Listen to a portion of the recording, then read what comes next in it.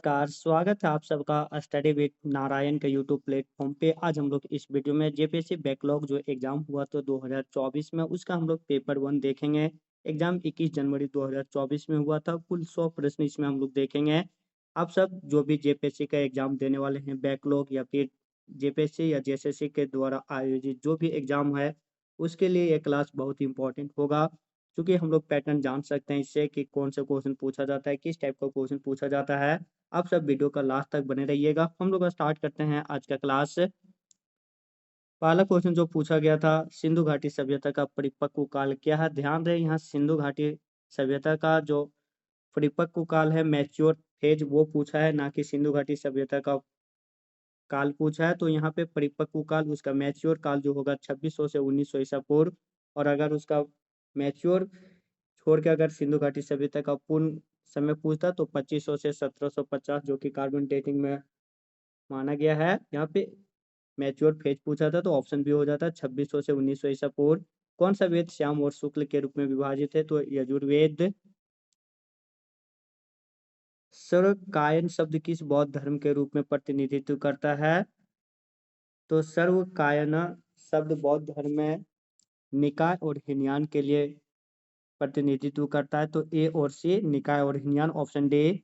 Great elect Mahasammata का सिद्धांत जो भारतीय इतिहास के प्राचीन युग में प्रचलित था, उसकी समानता किससे देखी जा सकती है, तो सामाजिक अनुबंध का सिद्धांत, the theory of social contract.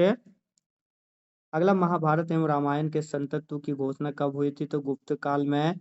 Rajatarangini का फारसी अनुवाद किसके समय हुआ था, तो कश्मीर के बादशाह के समय।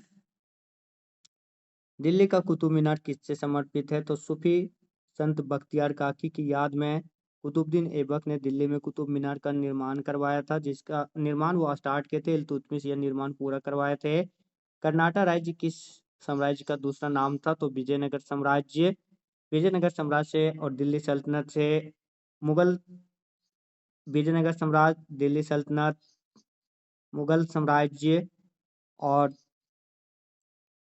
सिंधु घाटी सभ्यता, ये ऐसा टॉपिक है कि इससे हमेशा क्वेश्चन पूछे गए। इस बार के भी जेपीएससी में जो हुआ 14th, उसमें भी यहाँ से क्वेश्चन पूछे गए हैं।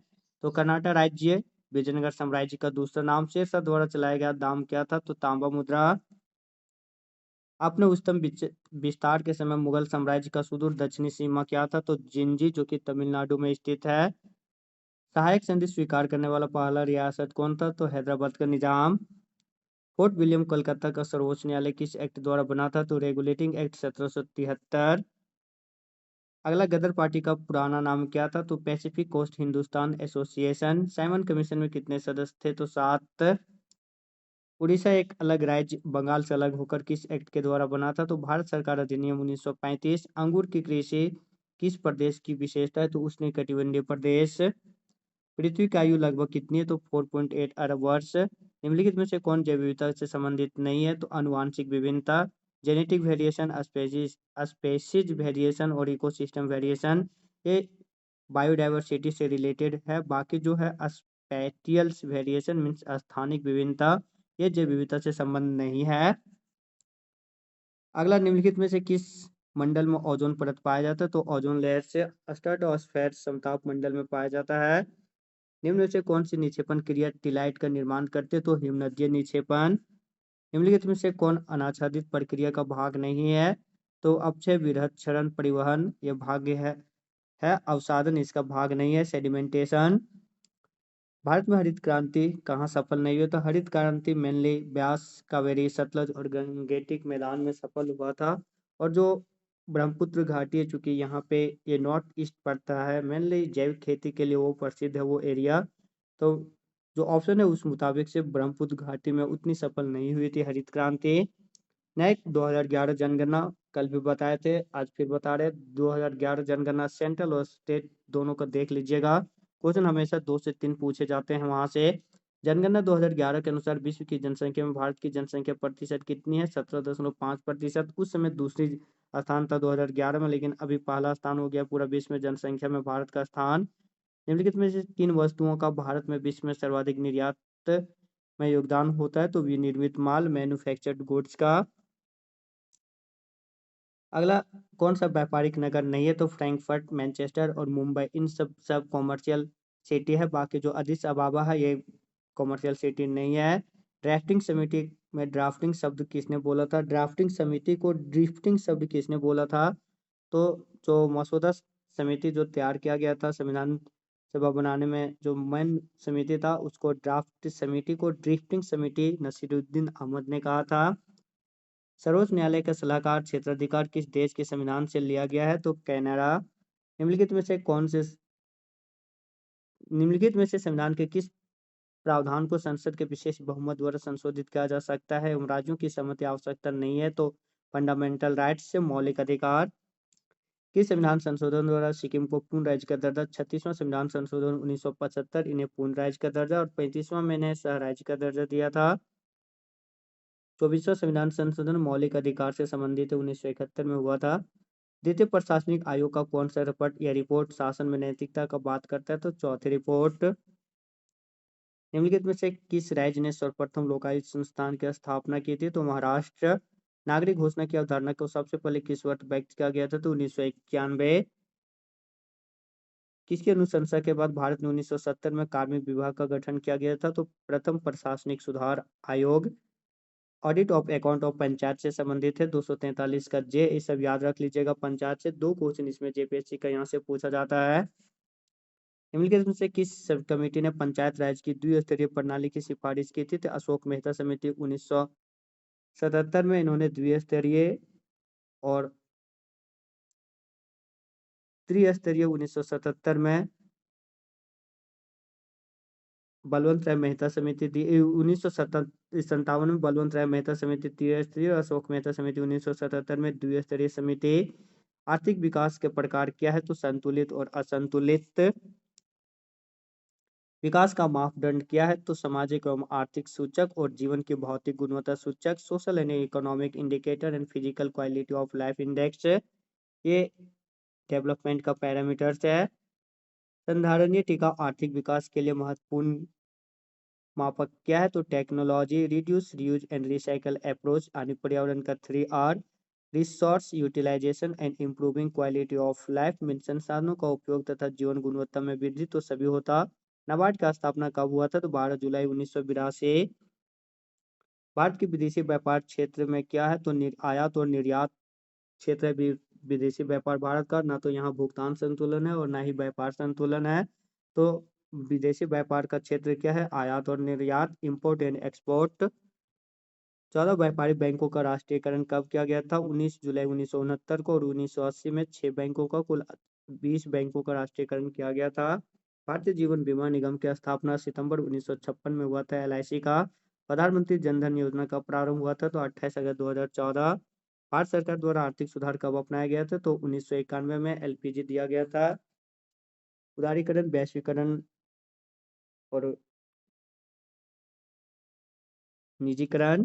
भारत सरकार ने विश्व व्यापार समझौते पर कब हस्ताक्षर किए थे? तो 1 जनवरी 1995। इलेक्ट्रॉन वोल्ट इलेक्ट्रॉन वोल्ट द्वारा क्या मापा जाता है? तो ऊर्जा। प्रकाश वर्ष क्या है? तो दूरी का मापक। मिट्टी के तेल के बर्तन में बर्फ का टुकड़ा डाल दिया जाता है तो बर्फ के पिघलने पर मिट्टी के तेल की सतह क्या हो जाएगी? गिर जाएगी। रेडियो, टेलीविजन तथा टेलीफोन में सूचनाएं ऑप्टिकल फाइबर द्वारा किस रूप में भेजी जाती है? तो लाइट के रूप में। निम्न में से कौन सा न्यूरॉन का भाग नहीं है? तो एक्सॉन, डेंड्राइट्स और निसल निकाय बॉडी ये सब न्यूरॉन का भाग है। बाकी जो सिनेप्स है ये न्यूरॉन का भाग नहीं है। कार्डियोलॉजी किसका अध्ययन है? तो हृदय का।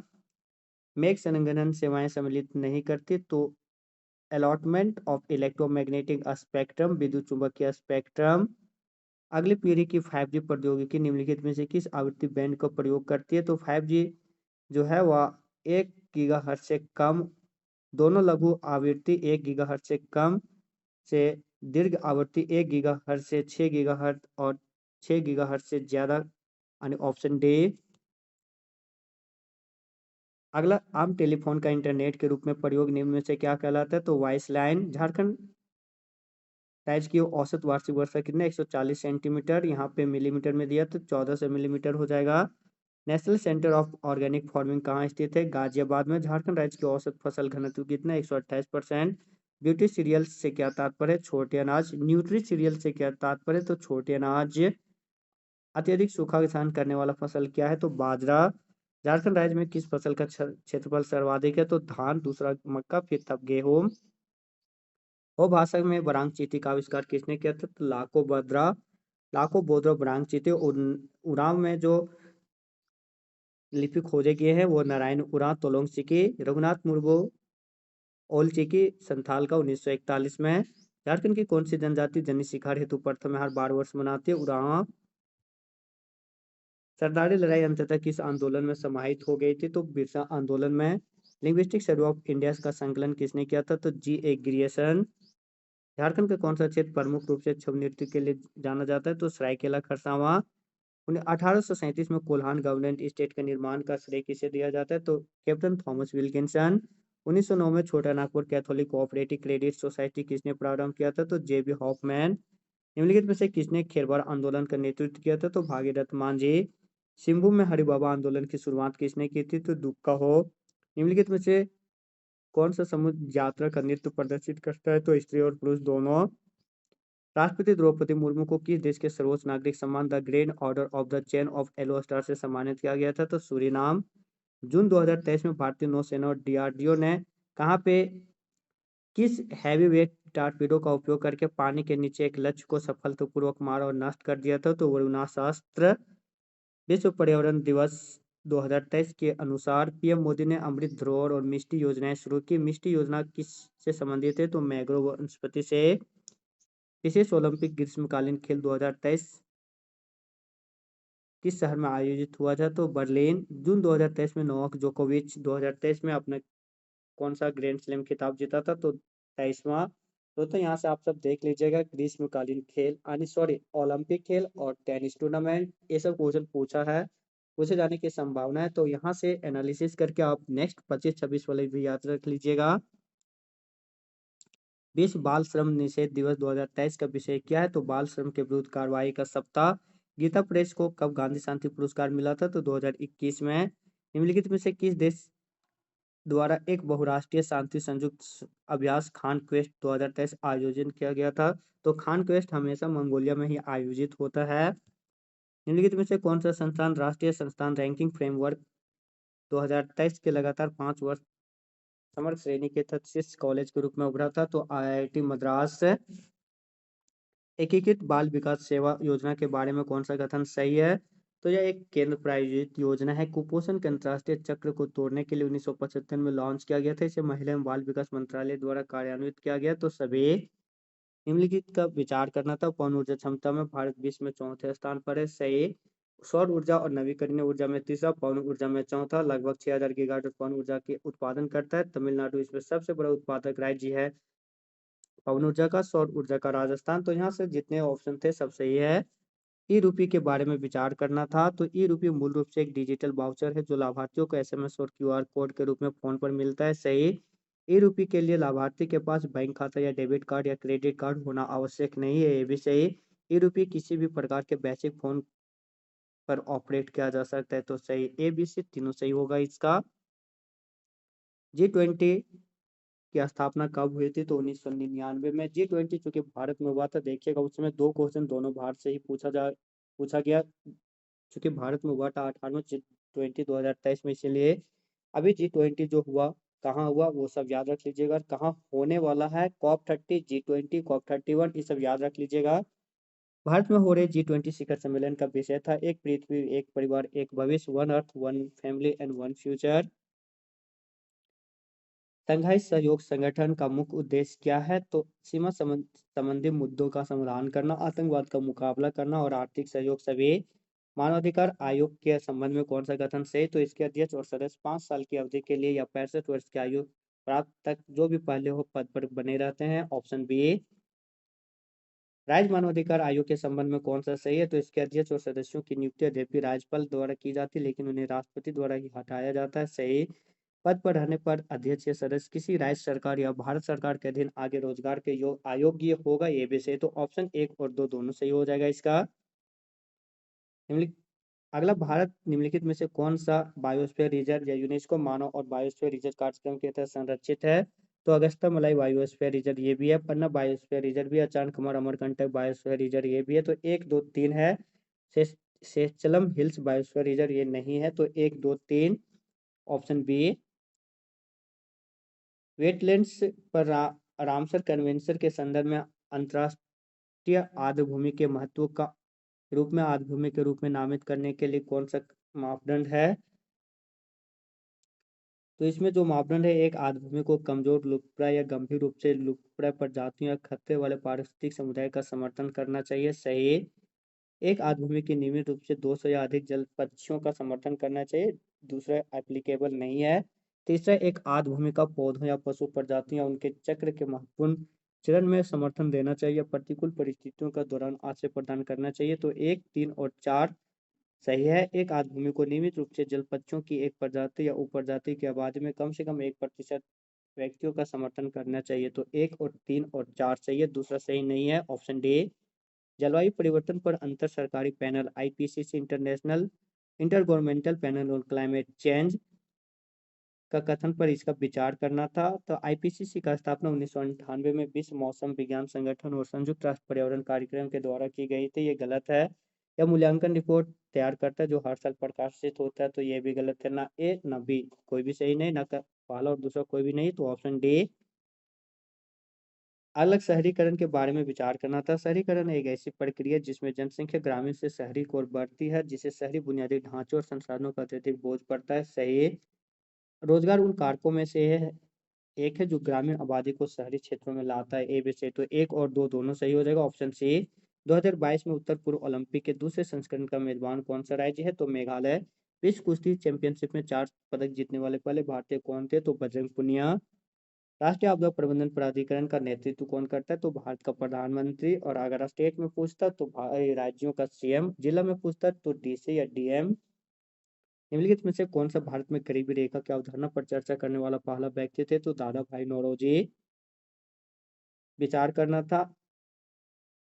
आयाम गरीबी के आकलन का महत्वपूर्ण है, कौन सा आयाम? तो आय और उपभोक्ता का स्तर, ये भी है। सामाजिक संकेतक, level income and consumption, social indicators and social political vulnerability, सभी सामाजिक राजनीतिक असुरक्षा, सामाजिक संकेतक और आय और उपभोग का स्तर, 1 2 और 3 सभी सही, ऑप्शन डी। सरकारी वित्त पोषण के संदर्भ में हेलीकॉप्टर मनी का शब्द को सबसे अच्छी तरह से किस रूप में परिभाषित किया गया है? तो हेलीकॉप्टर मनी मंदी के दौरान अर्थव्यवस्था को प्रोत्साहित करने के लिए बड़ी मात्रा में नया पैसा मुद्रित कर जनता के बीच वितरित किया जाता है, ठीक उसी तरह से जैसे हेलीकॉप्टर आसमान से आपूर्ति बिखेरता है, तो ऑप्शन सी। आर्थिक विज्ञान में नोबेल मेमोरियल पुरस्कार 2022 के क्षेत्र में उनके शोध के लिए 3 वैज्ञानिकों को प्रदान किया गया था, तो बैंक और वित्तीय संकट। भारत रत्न और पद्म पुरस्कारों के संबंध में विचार करना था। भारत रत्न पुरस्कारों की संख्या किसी विशेष वर्ष में अधिकतम 3 तक सीमित होती है, ये था, लेकिन इस बार जो पिछला बार मिला था उसमें 3 की जगह 5 लोगों को मिला है। भारत रत्न और पद्म पुरस्कार भारत के संविधान के अनुच्छेद 18 ए के तहत उपाधियों से संबंधित है, ये सही है। पद्म पुरस्कार जो 1954 में स्थापित किए गए थे, केवल एक बार निलंबित किए गए थे, तो इसमें कौन सही नहीं है? ये पहला भी गलत है, ये तीसरा भी गलत है। तो भारत रत्न और पद्म भारत के संविधान के कौन से अनुच्छेद से संबंधित है? 18 ए के तहत उपाधियां हैं, तो कौन सा सही नहीं है? तो इसका अगर सही से देखा जाए तो ना 1 सही है, ना 2 सही है, ना 3 सही, क्योंकि पिछला बार जो मिला वह 3 के जगह 5 व्यक्तियों को मिला है, तो 99 का ऑप्शन 2 होगा, लेकिन चूंकि ये अब तक वेरीफाइड नहीं है तो ऑप्शन 2 और 3 ही कटाया गया है, तो ऑप्शन सी दे दिया आंसर, लेकिन तीनों होना चाहिए इसका। निम्नलिखित कौन सी संस्थाएं विश्व बैंक का हिस्सा है? तो विश्व बैंक का जो हिस्सा है वह पुनर्निर्माण और विकास के लिए अंतर्राष्ट्रीय bank IBRD, international bank for reconstruction and development, international development association, international finance corporation, multilateral investment guarantee agency और international centre for the settlement of investment dispute, तो सभी होगा जाएगा इसका आंसर, तो ऑप्शन सी में है 1 2 3 4 और 5। तो दोस्तों ये था जेपीएससी प्रीलिम्स का जो बैकलॉग एग्जाम हुआ था 21 जनवरी 2024, उसका हम लोग पेपर 1 देखे। पेपर 2 ऑलरेडी अपलोड है, डिस्क्रिप्शन में उसका लिंक दे दिया जाएगा, वहां से आप सब देख लीजिएगा। अगर मेरा यह प्रयास आप सबको अच्छा लगा तो प्लीज वीडियो को लाइक शेयर और कमेंट भी जरूर कीजिएगा। जो भी चैनल में नए होंगे प्लीज़ चैनल को सब्सक्राइब भी ज़रूर करिएगा और बेल आइकन ज़रूर प्रेस करिएगा, ताकि हर एक इन्फॉर्मेशन आप सबको प्राप्त हो। पीडीएफ के लिए टेलीग्राम चैनल जॉइन कर लीजिएगा, डिस्क्रिप्शन में उसका लिंक है। मिलते हैं नए वीडियो के साथ, तब तक के लिए धन्यवाद। जय हिंद।